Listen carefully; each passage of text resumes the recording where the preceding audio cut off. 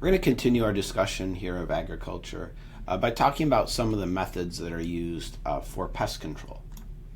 And so pesticides are chemicals that can be used to kill organisms that damage or interfere with crop yields. And so there's different types of pesticides that are used. People have used natural pesticides for a long time, but since the 1950s and 60s or so, we've started to use synthetic pesticides. These are pesticides that are made through manufacturing, and this is really what we're talking about as we talk about modern pesticide use.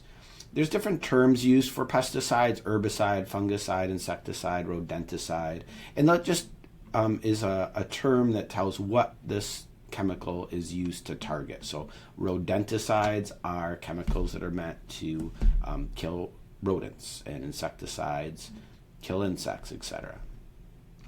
And so we can see, if we look at this graph on the right, this shows pesticide use from 1990 to 2021. If we were to have a larger graph, we would see a much greater increase because these pesticides were newly developed in the 1940s, 50s, 60s. So we can see the use of each of these pesticides, herbicides being the most widely used type of pesticide, followed by fungicides and insecticides. And what we see is that in the last 30 years or so, for most of these pesticides, the usage has doubled in many cases. From herbicides from around 500 to over 1 million. For these, as a whole, we can look from about 1.5 to over 3. So we've seen an expanding use of these pesticides. And these pesticides work because they increase crop yields. By decreasing the amount of damage from these insect pests or fungal infections, insecticides, herbicides work by killing weeds and reducing the competition for water and other resources from the soil. So these pesticides work. They work well. They increase crop yields. They decrease the damage from pests. But there are some concerns. One concern is that using these pesticides, there is something called the pesticide treadmill. And this is shown here in this diagram on the left. So when we have pesticides that have been developed, we see here, and we have a crop that's infested with a pest. If a pesticide is developed, it's applied. Most of those pests die if this is a well-working pesticide. But there are some individuals typically that are resistant to that pesticide. They have genetic variations which allow them to survive. And so over time, those individuals survive the pesticide application and eventually reproduce. And over time, the population of this pest becomes more and more resistant to the effects of the pesticide. And so over time, the pesticide becomes less effective. Eventually, it doesn't work very well. And then new pesticides can be developed. So we can see this sort of treadmill is what it's called because of this artificial selection. It's the same concept with bacteria resistance, and overuse of antibiotics can lead to bacteria becoming more resistant because of the process of artificial selection. There are also environmental concerns with the use of these synthetic pesticides. Many of them are chemicals that are persistent, meaning they do not degrade very quickly. They can remain in the environment for a very long time. And oftentimes these different pesticides have impacts on non-pest species. If you're applying a pesticide to a field of soybeans, there are other organisms that may also consume other than those pests that can be affected by these pesticides. These pesticides can make their way through the food chain through a process called bioaccumulation and biomagnification. And so these pesticides can have impacts on other species. These pesticides can run off into streams and into other ecosystems where they might impact non-target species as well. And we can see that here. Let's talk for a minute about a pesticide called DDT. And DDT was a pesticide that was developed and the 1950s or so, and was quite effective. It's an insecticide, kills insects, and DDT was used very, very widely to reduce insect pests and preying upon crops. And so what happens with DDT is it accumulates in the fatty tissue of organisms. So when DDT was applied to agricultural environments, some of that ended up in the water, and organisms in the water absorb some of that DDT into their fatty tissues. And then when those organisms are eaten by other organisms, they absorb that DDT as well. And then the fish that eat those zooplankton in this example, they absorb lots of DDT because they're eating many of these zooplankton, and etc. So as we make our way through the food chain, as we move up trophic levels, we have this magnification of DDT, that the concentrations increase each step along the way. That's the term biomagnification. And it can lead to serious impacts. DDT was one of the main reasons why birds of prey like bald eagles became endangered. The effect of DDT in these birds is it caused the shells of their eggs to thin out, and they would crack very easily. They would not be viable, and so it led to the endangerment of many of these species. So one famous scientist that you should be familiar with is this woman, Rachel Carson.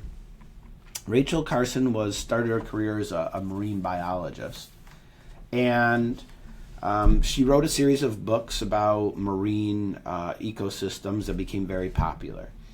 And then she wrote a book called Silent Spring that was published in 1962. This is a book that's often proposed as starting the modern environmental movement. And this book was detailing the effects of these synthetic pesticides on wildlife, on nature. And it became very popular, it was very widely read. It started to bring forward the concerns that people were having about the use of these pesticides. Okay? And eventually, in 1972, DDT was banned. And a large part of the reason for that is because of Rachel Carson's book. This book also is often portrayed as starting the environmental movement, the first Earth Day, bringing the EPA into the world through government policies. So Rachel Carson is extremely well-renowned conservationist, author who really had significant contributions to the environmental movement. There are also other more modern means of pest control, and one is genetic engineering of crops. So you probably have learned before in biology classes about genetic engineering, gene splicing, things like this, where scientists can actually take genes from one organism and transfer them into another organism. And so this has been done with lots of agricultural crops, and we'll talk about a couple examples of that. One of the first, so Monsanto is a company that has done this and sort of pioneered some of these techniques. And Monsanto created both BT corn and Roundup Ready corn, as well as other crops that we're about to talk about. BT corn is a variety of corn that was genetically engineered, and it was genetically engineered. What happened was they took a gene from a bacteria. You can see this in this lower right-hand image. So they took a gene from a certain type of bacteria, Bacillus thuringiensis, and this gene that they found in bacteria produces this crystal, this BT crystal. And they spliced it from the bacteria, put it into the genome, into the DNA of corn cells. And so now the corn cells that have this gene also have the ability to produce this Bt crystal. And this Bt crystal is toxic to predators of corn. There are various insects that consume corn that are pests, and they are targeted by this Bt crystal. And so when you grow plants from Bt seed corn, they are producing within the leaves, within the tissues of the corn plant, they're producing this pesticide without the application of external pesticide. And this picture shows Bt corn versus regular non-genetically modified corn, and you can see the impacts of some of these pests on the corn. And so that was Bt corn. Some concerns with things like that are what if other organisms consume the corn? Okay, could it have impacts? Now, the scientific consensus generally is that these genetically modified crops are safe for human consumption. Some people disagree with that and think that we should not be using these processes of genetic engineering, but the scientific consensus is that it is safe. Another example is Roundup Ready crops. Oh, also just to go back to Bt corn, it's also the same gene has now been put into other crops as well, like potatoes and other things, for the same purpose, to prevent predation. Roundup Ready crops is another example of genetic engineering. You may know what Roundup is because you might have a bottle of it in your shed or something. Your parents might use it. It's a weed killer. If you spray it on weeds growing out of your sidewalk, they'll die. It basically is a very general herbicide that will kill most plants, most broadleaf plants. And so obviously you couldn't use Roundup and spray it on a field of soybeans because it would kill all the soybean crops. But Monsanto, around the same time in 1996, created a genetically modified version of soybeans that is resistant to this Roundup. Roundup is really glyphosate. That's the name of it. And so the soybeans produced, the genetically engineered soybeans, are resistant to glyphosate. And so what that means is if you're growing a field of soybeans, you could actually spray Roundup, glyphosate, over the entire field. It won't affect the genetically modified soybeans, but will kill all of the other weeds. And so that's obviously important, but it has increased the use of glyphosate in agriculture, the use of these Roundup Ready crops. Also, there's Roundup Ready, corn, and all sorts of other plants, cotton, tobacco. And so most of the crops we grow in the United States today are from genetically modified seeds. There's also lots of other issues. We could talk about this for a long time about these seeds are patented. The genes that these companies have inserted are patented, and so oftentimes you can't grow these crops from seed. You can't collect seed from the corn and regrow these genetically modified seeds. In some cases, they've been genetically modified so they don't grow. Other times it's illegal to collect the seed from these genetically modified crops. You need to buy new seed from these companies year after year. And that's a concern for some small-scale agriculture. There are some concerns that using genetically modified crops can decrease natural biodiversity as we have, the pollination of plants that are genetically modified with other plants. Could that impact wild plants? Could these genetically modified plants outcompete native plants and have an impact on biodiversity? And again, the safety for consumption, a lot of individuals have concerns.